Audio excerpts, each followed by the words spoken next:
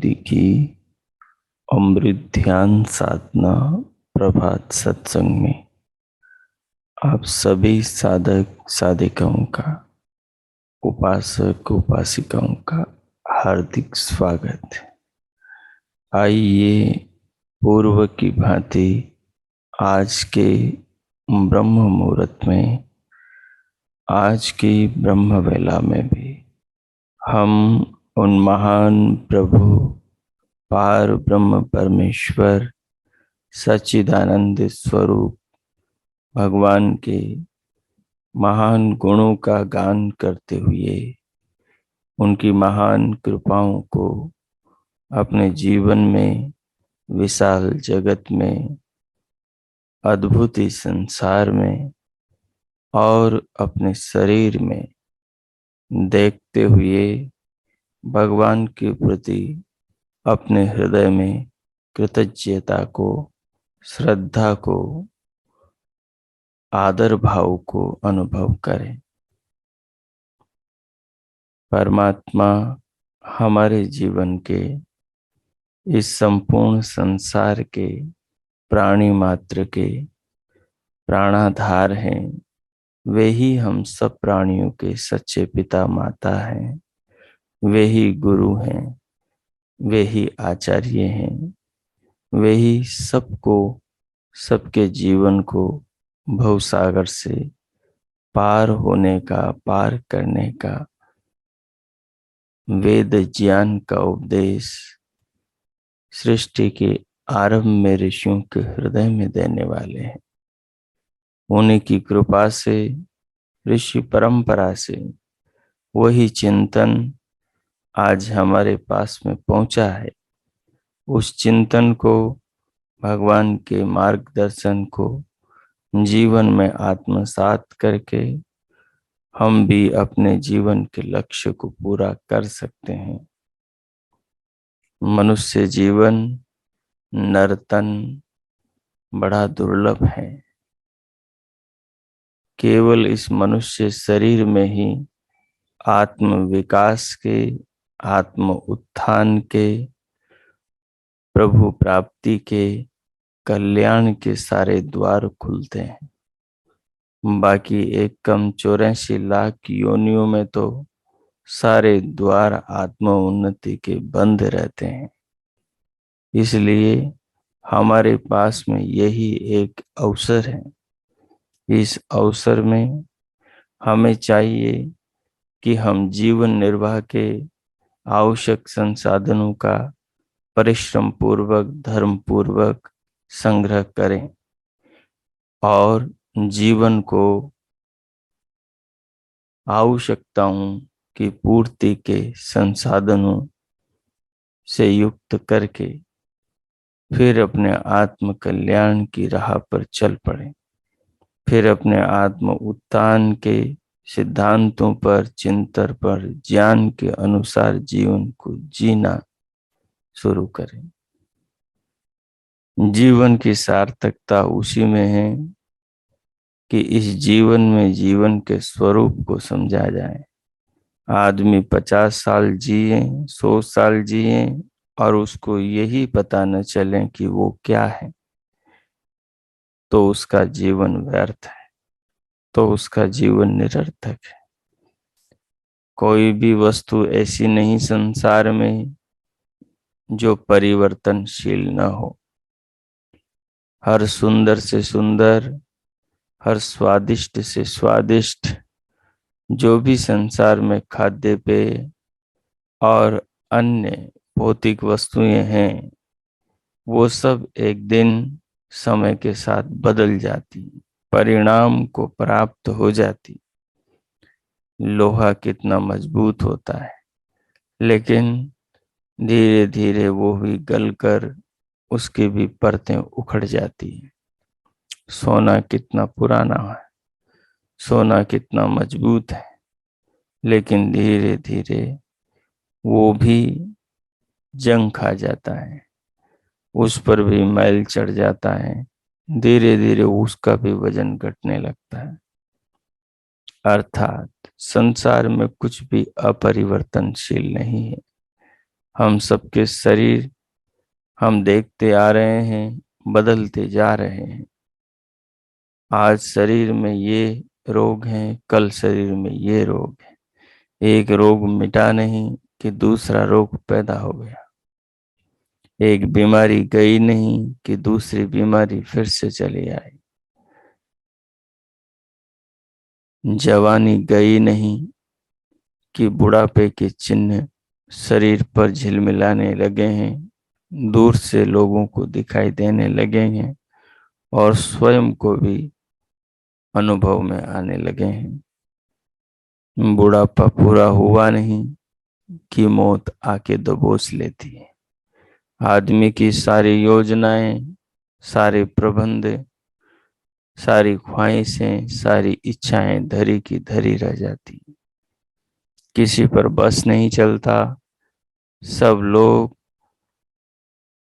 आंसू बहाते और रोते धोते रह जाते हैं, परंतु किसी का कोई बस नहीं चलता। जाने वाला गिड़गिड़ाते हुए, रोते हुए, दुखी होते हुए मोह माया के जाल में फंसा हुआ संसार से जाता है और उसके बाद में फिर से उसी मोह माया के संस्कारों के बंधन के कारण लौटकर नाना योनियों में जाता है और दुख पाता है। केवल मनुष्य जीवन है अपने आप को, अपने सत्य स्वरूप को जानने का। इसलिए इस जीवन को व्यर्थ नहीं जाने देना चाहिए। इस जीवन में अपनी चेतना, अपनी आत्मा, अपने आत्म तत्व के स्वरूप का साक्षात्कार करना चाहिए। परमात्मा तत्व के स्वरूप का साक्षात्कार करना चाहिए और प्रकृति के मूल सहित उसके 24 विकारों, जिनसे सारी जगत, सारे सृष्टि, सारा विश्व, पूरा ब्रह्मांड बना है, उनका भी साक्षात्कार समझना चाहिए। शरीर के भीतर 3 तत्वों का कमाल है। एक तत्व वो जो इस शरीर को बनाता है, जो इस शरीर के अंदर नाना प्रकार की शक्तियों से युक्त यंत्रों का निर्माण करता है, जो इस शरीर रूपी नौका को संचालित करते हैं, इस जीवन की गति के आधार बनते हैं। वे सारे के सारे पदार्थ जो हैं, जो इस शरीर में नाना रूपों को, नाना कार्यों को करते हैं, उन सब का निर्माता ही इस जीवन का दाता, इस जगत का विधाता और हम सबका परम पिता, परम परमात्मा है। वही परमानंद हैं। उन्हीं के आनंद को पाना मुक्ति में, मोक्ष में, निर्वाण में संभव हो पाता है। दूसरा तत्व प्रकृति तत्व है, जो सब और नाना रूपों में फैला हुआ है। ये सारा जगत और हम सबके शरीर सब प्रकृति रूपी है, सब प्रकृति के ही विकारों से बने हुए हैं। पंचभूतों से हम सबके शरीर बने हैं। पंचभूतों से 84 लाख योनियों के सबके शरीर बने हुए हैं। पंचभूतों से ही ये पेड़ पौधे, फल सब्जियां, ये सारे अन्न, अन्नादि पदार्थ आदि बनते हैं। तिल हैं, ज्वार, जौ, गुड़ हैं, सब चीजें पंचभूतों से ही उत्पन्न होती हैं। पंचभूतों से ही हम सबके शरीर बनते हैं। पंचभूतों से ही पहाड़, नदियां, सागर, सरिताएं, झरने, बादल, सूर्य, चंद्रमा, सब में पंचभूतों का ही कमाल है। सब में अहंकार का, सूक्ष्म भूतों का ही कमाल है। सब में महतत्व का, चित्त का, बुद्धि का, अहंकार का, मनस्तत्व का ही कमाल है। इन सब के पीछे परमात्मा है और इन सब से बनने वाले शरीर, मनुष्य की देह में इन तत्वों का कमाल है। ये तत्व वो अद्भुत कार्य करते हैं जिसकी परिकल्पना तक नहीं की जा सकती, लेकिन हम अनुभव करते हैं। पूरी तरह तो हम नहीं जान सकते, लेकिन हम इस तत्व को महसूस करते हैं कि इस शरीर में जो पंचभूतों से निर्मित और उससे पूर्व की सूक्ष्म भूतों की और प्रकृति से उत्पन्न महतत्व इत्यादि की जो अंदर के अंतःकरण, बहिष्करण, इंद्रियों को, मनादि को बनाती है, वो सब कितना अद्भुत है। दूसरा तत्व प्रकृति तत्व है, जो 24 विकारों में विकृत होकर संपूर्ण विश्व का निर्माण का मेटीरियल, निर्माण की उपादान वस्तु बनता है। और एक तत्व उपभोक्ता तत्व है, भोग करने वाला है, वो है जीवात्मा। जो पूरा जगत है ये जीवात्मा के भोग के निमित्त बना हुआ है, ये जीवात्मा के लिए बना है। और ये जो शरीर है जिसमें हमारी आत्मा बैठी है, ये शरीर इस पूरे जगत को जानने के लिए बनाया हुआ है, स्वयं की पहचान करने के लिए और प्रभु को पाने के लिए बनाया गया। यही तीन तत्व है जिनसे ये सारा का सारा जगत में कमाल है। ये सारे के सारे जगत के अंदर चहल पहल है। ये सारा का सारा जगत के अंदर का प्रपंच है। सो आइए इस पर हम ध्यान में चिंतन करें, इसका विचार करें कि ये सब क्या है, इसको महसूस करें, सीधे इसको अनुभव करें ध्यान के द्वारा। तभी जीवन सार्थक होगा, तभी अपनी आत्मा का, आत्म तत्व का बोध होगा, उसका ज्ञान होगा, उसके प्रति समझ के संस्कारों का निर्माण होगा। सो आइए, जिस किसी आसन पर आलती पालथी में आप बैठे हुए हैं, उसको जांच लें, उसको व्यवस्थित कर लें, कोई कमी हो तो सुधार लें। कमर, पीठ और गर्दन सीधी रहें, परंतु साथ में सहज भी रहें।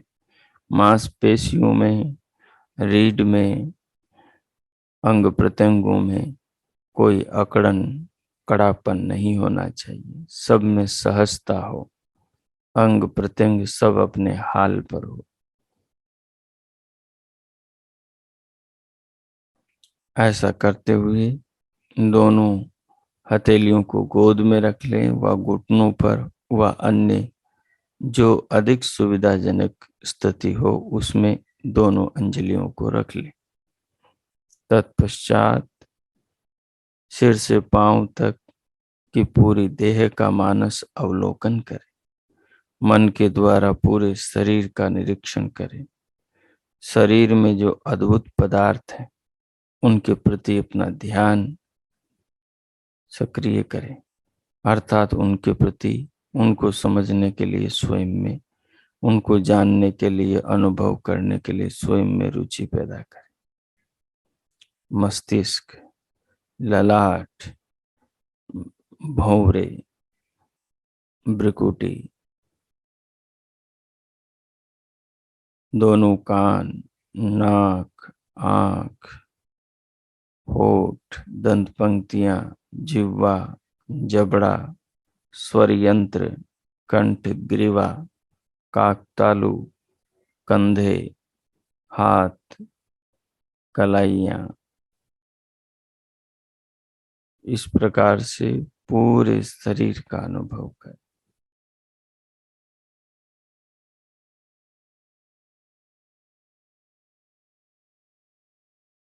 पूरे शरीर का अनुभव करें और इस शरीर को अनुभव करते हुए शरीर के बनाने वाले परमात्मा के प्रति भी अपने हृदय में भाव लाएं कि देखो परमात्मा ने इसको कितना अद्भुत बनाया है।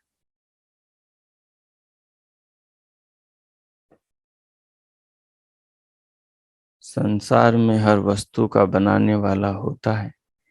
कोई भी चीज ऐसी नहीं है कि बिना बनाए बड़े व्यवस्थित तरीके से बनी हो। ऐसी एक भी वस्तु संसार में नहीं है। जो भी वस्तुएं हैं जिनमें विज्ञान है, जिनमें बुद्धि की प्रतीति होती है, जिनमें व्यवस्था है, जिनके अंदर एक पुर्जा दूसरे पुर्जे से बंधा हुआ, जुड़ा हुआ, एक से दूसरा, दूसरे से तीसरा, तीसरे से चौथा, सबकी चेन बनी हुई है, ये सारा बिना बुद्धि के, बिना प्रतिभा के, बिना दूरदर्शिता के, बिना ज्ञान, बिना विद्वत्ता के संभव नहीं है।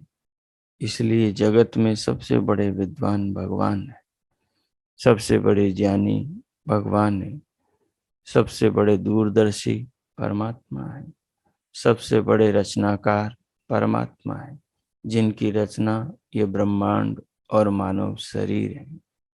अन्य प्राणियों के, जीव जंतुओं के, पशु पक्षियों के, वृक्ष लताओं के शरीर हैं।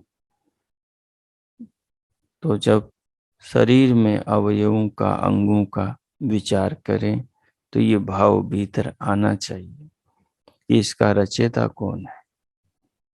इसका रचयिता परमात्मा है। वो परमात्मा कहाँ रहता है? वो परमात्मा सर्वत्र, सारे जगत में, अंदर बाहर सर्वत्र रहता है। वो परमात्मा हम सबको सुनता है, हम सबको जानता है, तभी तो हमारे कर्मों के अनुसार हमें फल देता है। तभी तो संसार में विविधता, विचित्रता और भिन्नता है, न्यूना अधिकता है। किसी के पास में सामर्थ्य, सकल साधन, शरीर अधिक अच्छा है, किसी के पास में कुछ कमी है, किसी के पास तो बहुत ही दीनता जैसी स्थिति है। पाँव नहीं है, हाथ नहीं है, किसी के आँख कान नहीं है, न जाने कितनी कितनी कमियां हैं। कोई पशु है, कोई पक्षी है, कोई कीड़ा मकोड़ा है, कोई पेड़ पौधा है, तो कोई मनुष्य है, कोई मनुष्य होकर राजा है, तो कोई रंग भिखारी है, कोई स्त्री और कोई पुरुष है, तो कोई सुंदर है जिसको सब देखना चाहते हैं, तो कोई बदसूरत है जिसको देखने से सब बचना चाहते हैं। तो ये जगत में बड़ी विविधता, विचित्रता, विभिन्नता, भिन्नता है। इसका कारण है मनुष्य का कर्माशय। मनुष्य के किए कर्मों के फलों के अनुसार ही जाति यानी शरीर, आयु यानी जीवन काल, और भोग यानी शरीर के अंदर शक्ति, सामर्थ्य, माता पिता, धन, वैभव, बुद्धि, ये सब की प्राप्ति होती है। इसलिए जो भगवान से जुड़कर जीवन को जीता है वही जीवन में धन्य होता है, वही जीवन में अपने जीवन को सफल कर पाता है। तो इस प्रकार से देह तत्व का और परमात्मा तत्व का विचार करें और इन सब को अनुभव करने वाले, चिंतन करने वाले, शरीर में रहने वाले, शरीर से जगत को, विषयों को, सबको अनुभव करने वाले आत्म तत्व का, वो आत्म तत्व हम हैं, वो आत्म तत्व हम स्वयं हैं। सो इन बातों पर अब आप ध्यान में चिंतन करेंगे। उसके लिए बाहर से धीरे धीरे 3-4 बार श्वास लेंगे और उसके साथ साथ शरीर को गहराई और गंभीरता से अनुभव करेंगे श्वास को धीरे धीरे लेकर भर के रोक कर फिर छोड़ेंगे, और फिर छोड़कर रोक कर फिर से लेंगे। ऐसे 2-3 चक्कर करेंगे। उसके बाद जब और गंभीरता, एकाग्रता और शरीर में स्थिरता आ जाए, तो फिर उसके बाद में प्रभु के निज नाम ओम का मानस जप जपेंगे। जप करते हुए, जप के साथ साथ पूरे शरीर को परमात्मा की इस दिव्य रचना, मानव देह को अनुभव करेंगे। और इस काया को अनुभव करते हुए, इसको अनुभव करने वाले अपने आत्मा पर विचार करेंगे, स्वयं को अनुभव करेंगे। और अनुभव करते हुए साथ साथ प्रभु नाम के स्मरण के साथ साथ दिव्य नाद सुनेंगे, दिव्य प्रकाश देखेंगे। इस प्रकार अगले 10 मिनट आप इस प्रयोग में लगाएंगे और उत्तम आत्म कल्याण के, प्रभु भक्ति के, जीवन के स्वरूप के आध्यात्मिक संस्कार बनाएंगे और अपने चित्त को संस्कारित करेंगे। संस्कार ही अपनी संपदा है, वही अपनी धरोहर है जो हमें पीछे से मिली है, जिसका हम निर्माण कर रहे हैं और जो हमारे साथ में आगे जाने वाली है। इस संपदा का विकास करें, इसको उन्नत और श्रेष्ठ बनाएं, ताकि हमें श्रेष्ठ और महान फिर से मानव जीवन और परमात्मा के परम आनंद की प्राप्ति हो सके। अब मैं मौन होता हूँ। 10 मिनट आप ये प्रयोग करें। ओ कीच।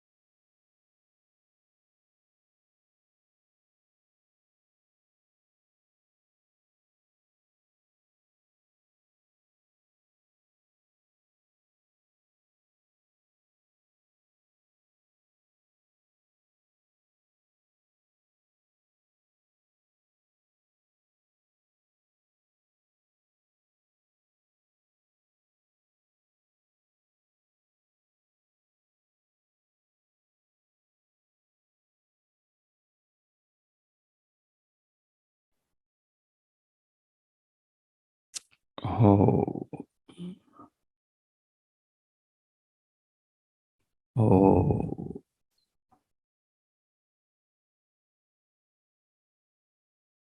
इस प्रकार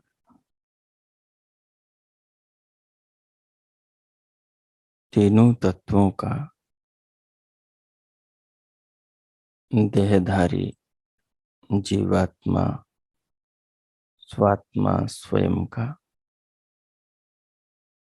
देह का परमात्मा के द्वारा बनी इस अद्भुत मानव शरीर रूपी नौका का और इस नौका के निर्माता विश्व जगत रचेता परमात्मा परमेश्वर का ध्यान में चिंतन करते हुए प्रभु की महिमा को, प्रभु की कृपाओं को, प्रभु की व्यवस्था को, प्रभु से मिल रहे जीवन को, प्रभु ही जीवन के परम आधार हैं। सर्वत्र उन्हीं की व्यवस्थाओं से सारा संसार और समस्त प्राणियों का जीवन चल रहा है। जीवात्मा शरीर में भोगता है, उपभोगता है। जो भी इंद्रियों के द्वारा विषयों का सेवन करता है, ये सब इसके भोग हैं और इन भोगों का निर्माता परमात्मा है। जीवात्मा के जीवन का लक्ष्य स्वयं को जानना, अपना साक्षात्कार करना, परमात्मा का साक्षात्कार करना, परमात्मा को पाना और इस स्वयं को जानने में, परमात्मा की प्राप्ति में जो साधन के रूप में हमें प्राप्त हुए, वो मनुष्य का शरीर, मानव की देह है। इसका सदुपयोग करके हमें जीवन के चरम लक्ष्य को, परमात्मा को, अपनी आत्मा के स्वरूप को जानना चाहिए और इस जीवन को धन्य बनाना चाहिए। इस पर जो आपने चिंतन किया है, जो समझा, अनुभव किया है, उसको आत्मसात करें और भगवान का धन्यवाद करें। इस मनुष्य देह के लिए, इस मानव जीवन के लिए,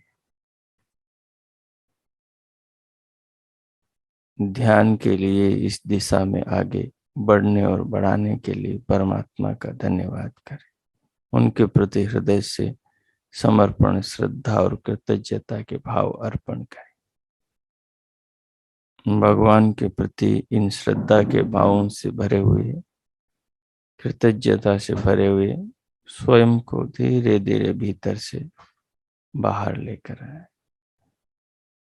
उसके लिए चाहे दोनों हाथों की हथेलियों का घर्षण करें, उष्ण हथेलियों से पूरे मुखमंडल का स्पर्श करें, फिर उंगलियों के मध्य से पलकें खोलते हुए भीतर से बाहर आए। मन में, हृदय में, आत्मा में, मस्तिष्क में, दिमाग में, विचार में इन तीनों बिंदुओं का भाव बनाओ जिन पर आपने अभी ध्यान में चिंतन किया। अब स्क्रीन पर आ जाएं और स्क्रीन को देखें।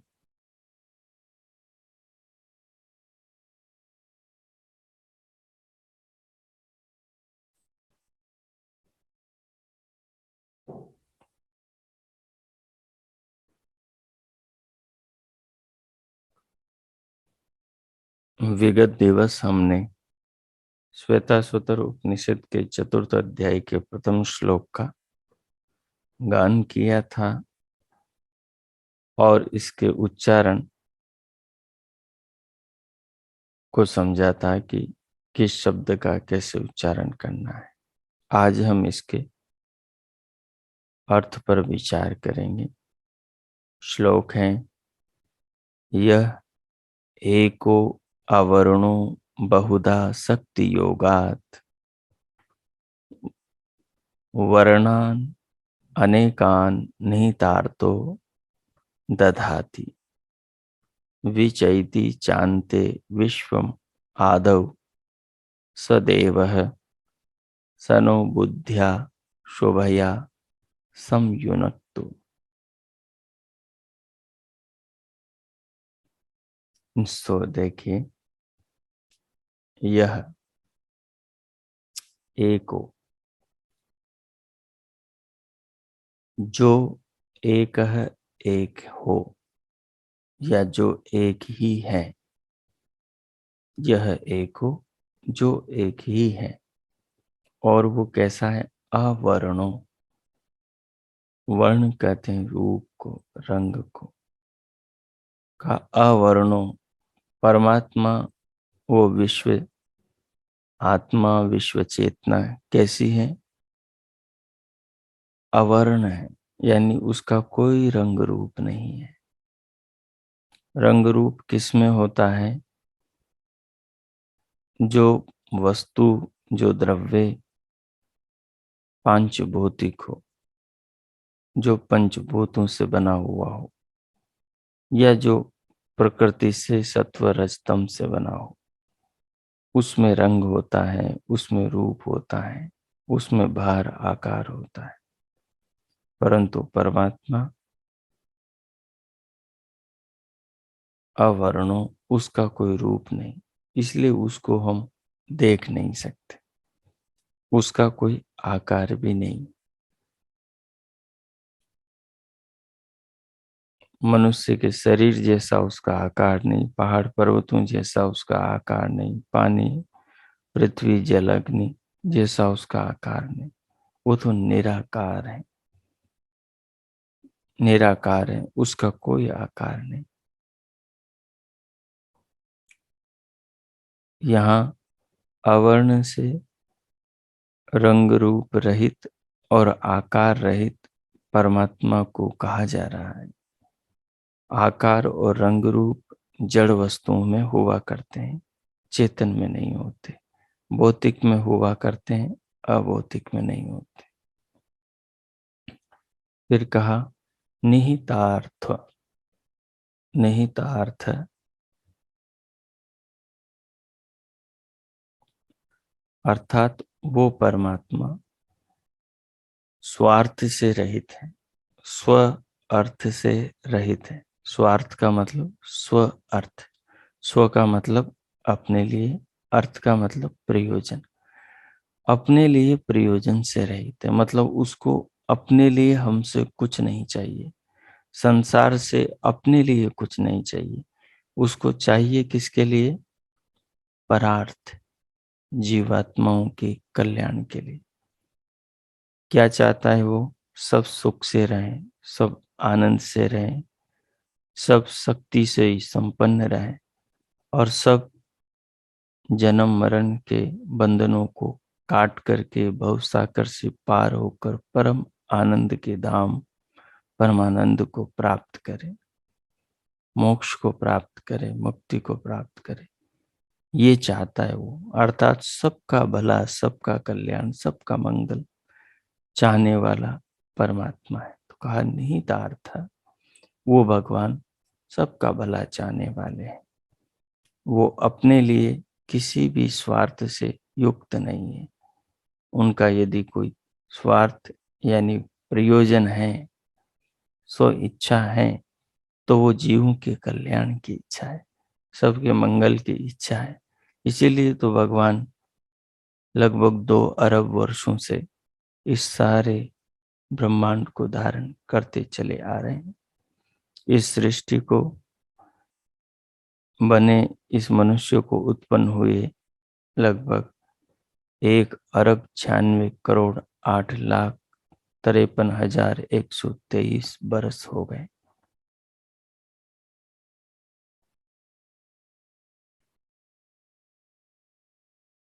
इसलिए भगवान इस सारे विश्व को धारण कर रहे हैं कि इस धरती की जो सर्वश्रेष्ठ उनकी रचना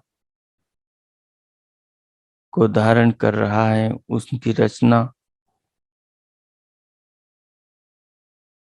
की नौका में जो सवार मानव चेतना है, वो मानव चेतना, वो जीवात्मा उस विधाता को और स्वयं के स्वरूप को जाने और परम आनंद को प्राप्त करे। इसी निमित्त से परमात्मा इस जगत को धारण करते चले आ रहे हैं। आगे कहा शक्ति योगा। वो परमात्मा अपना कोई स्वार्थ न रखते हुए, सब जीवों के कल्याण की इच्छा रखते हुए, शक्ति योगात अपने सामर्थ्य के योग से, अपने सामर्थ्य के प्रयोग से अनेकान वर्णान, अनेक प्रकार के रंग रूपों वाले, अनेक प्रकार के रंग रूप, नाना प्रकार के भेदों वाले, नाना प्रकार की भिन्नता विभिन्नताओं वाले, बहुधा ददाति, बहुत प्रकार के पदार्थों को देता है, उनका निर्माण करता है और उनको धारण करता है। हम सबके शरीर पदार्थ हैं।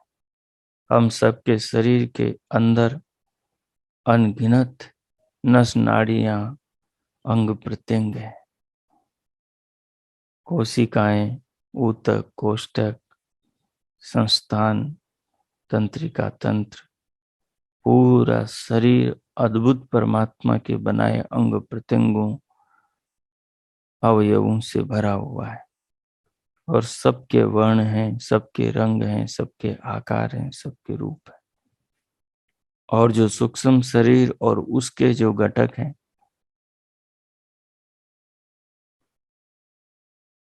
सूक्ष्म शरीर में जो ज्ञानेंद्रियां, कर्मेंद्रियां, तन्मात्राएं और जो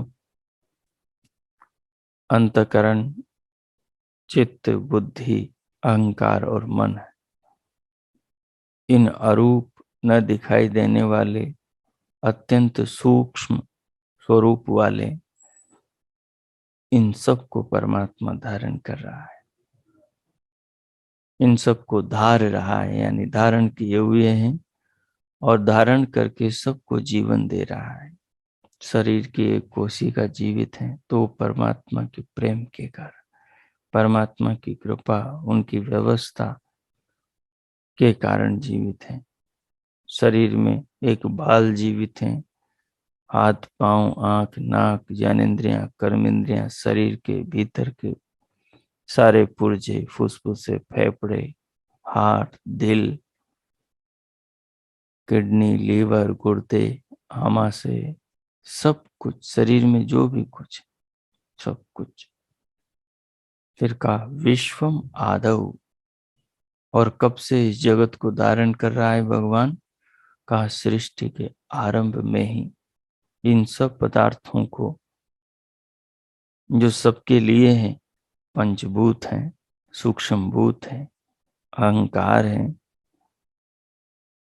महतत्व है, बुद्धि तत्व है, पांचों ज्ञानेंद्रियां, पांचों कर्मेंद्रियां हैं, सूक्ष्म शरीर है, इन सबको वही भगवान धारण कर रहा है। और उसी ने ही संसार की आदि में सबके शरीरों के आधार भूत पंचभूतों को उत्पन्न किया, धारण कर रहा है। इन सब को अपनी व्यवस्था से सुरक्षित रख रहा है, लगभग 2 अरब वर्षों से, और आगे भी चलता रहेगा अभी ये जगत। और अंत में जब ये जगत, इसके पदार्थ प्राणियों को, मनुष्यों को मुक्ति प्राप्त कराने में, सुख देने में असमर्थ हो जाएंगे, तब फिर इसका विनाश कर देगा। प्रलय में इस संसार को, इसके पदार्थों को सूक्ष्माकार करके अपने कारण में ले जाएगा और फिर से उनमें दोबारा जगत के निर्माण की क्षमता उत्पन्न हो, उसके बाद फिर से नई सृष्टि को रचेगा। विएति, विनाशता, बिगाड़ता, अर्थात सृजन करता और संहारता परमात्मा इस महान संसार को, पूरे विश्व, पूरे ब्रह्मांड को निरंतर धारण करता है। इसको वही प्रकाश में लाता है, व्यवहार में लाता है, नाना रूपों में लेकर आता है और जब ये चेतनाओं को, आत्माओं को सुख देने में असमर्थ हो जाता है, या जैसे इसके क्षीण का, विनाश का समय हो जाता है, तो फिर इस संसार को बिगाड़ कर, इसके परमाणुओं को अलग करके सब पदार्थों को कारण में ले जाकर प्रलय कर देता है। फिर से समय आने पर दोबारा संसार की रचना करता है। तो वही भगवान इसको प्रकाश में लाता, धारण करता और अंत में विलुप्त करता है। सदैव वह ज्योति स्वरूप है, अर्थात वो ज्ञान स्वरूप है। वो ज्योति स्वरूप है, अर्थात वे भगवान ज्ञान स्वरूप है। सदैव वह देवों के देव महादेव, सर्व संसार में संपूर्ण कण कण में व्यापक विष्णु, सबके कल्याण करता वही परमात्मा शिव है। वह ज्योति स्वरूप है। ज्योति अर्थात ज्ञान स्वरूप है। जैसे प्रकाश ज्योति का धर्म है, जैसे ज्योति से अंधेरा दूर होता है और मार्ग दिखाई देता है, ज्योति को लेकर जो आगे बढ़ता है उसको आगे आगे का रास्ता सूझता जाता है। वो कंकरों से, गड्ढों से, कांटों से, खीलों से, मिलने वाले दुख से बच जाता है। वैसे ही परमात्मा रूपी ज्योति को जो जीवन में धारण करता है, उसके जीवन में ज्योति का, परमात्मा के ज्ञान का, परमात्मा के प्रेम का, परमात्मा की कृपा का और परमात्मा से मिलने वाले निरंतर उपदेशों का, आत्मा में संदेशों का प्रकाश हो उठता है। और उस प्रकाश से, उस ज्ञान से, परमात्मा के सानिध्य से जो उसके जीवन में उजाला होता है, आलोक फैलता है ज्ञान का, उस प्रकाश में उसको जीवन के अच्छे बुरे सब मार्ग नजर आते हैं और वो ज्ञान का अनुसरण करके जीवन के उच्च लक्ष्यों को प्राप्त करता है और अंतिम में वो उस परम धाम परमानंद को भी पा लेता है, जो उस देव स्वरूप परमात्मा रूपी ज्योति को जीवन में धारण करता है।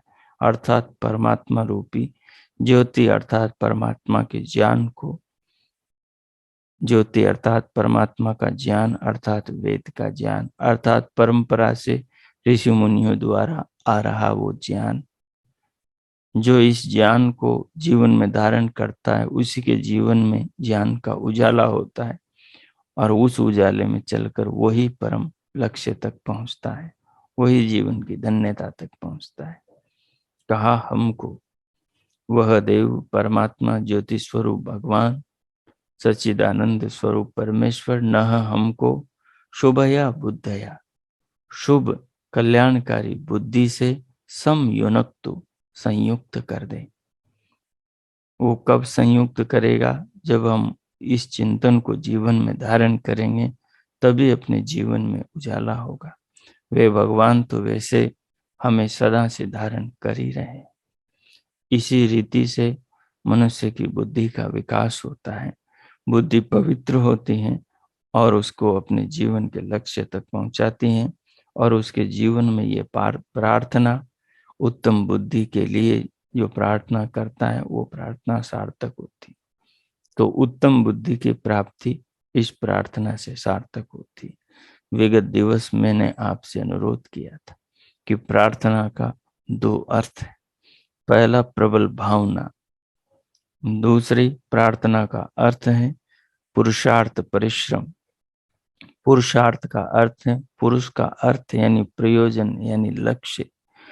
वो पुरुष का जो लक्ष्य है वो प्रार्थना है और उसके लिए लक्ष्य पाने के लिए उसे पुरुषार्थ करना पड़ता है।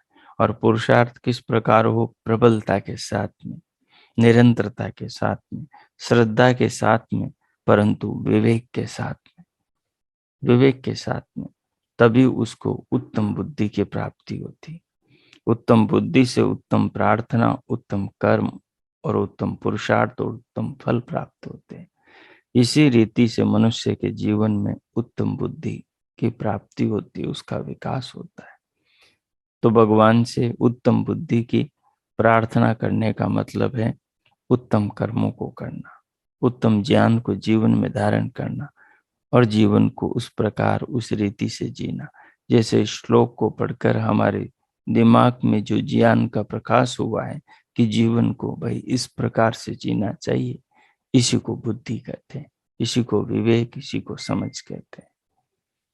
सो देखिए, मांग रहे हैं हम वरदान, दाता है विधाता दो, शुभ बुद्धि का हमें दान।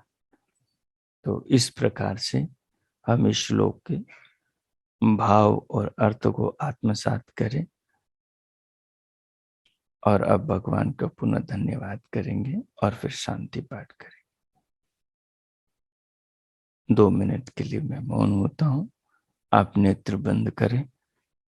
इसका जो अभी आपने भाव चिंतन श्लोक का समझा, उसे आत्मसात करें और तदनुसार जीवन दाता विदाता परमात्मा का धन्यवाद करें। ओम कीजिए।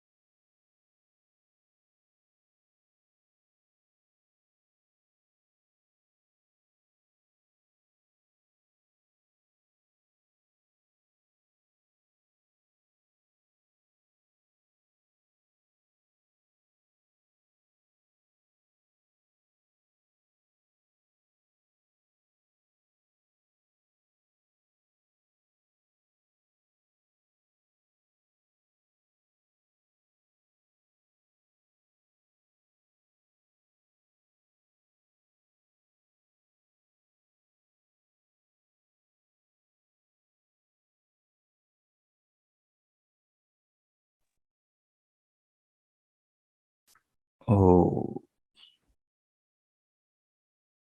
ओ इस प्रकार प्रभु का धन्यवाद करते हुए अब इस धन्यवाद के भाव से स्वयं को सराबोर अनुभव करते हुए शांति पाठ करें। ओम ओम ओम शांति शांति शांति। ओम ओम। आज का आप सबका दिन शुभ हो, मंगलमय हो। प्रभु सबका मंगल करें। सबके लिए बहुत बहुत परमात्मा से शुभकामनाएं, मंगल कामनाएं। इति ओम शम। अब भगवान के भावों के साथ भीतर से बाहर आए। दोनों हथेलियों का घर्षण करें, मुखमंडल का स्पर्श करें, उंगलियों के मध्य से पलकें खोलें और भीतर से बाहर देखें। ओ अब इससे संबंधित किन्हीं का कोई प्रश्न हो तो आप पूछ सकते हैं। स्वागत है। ओ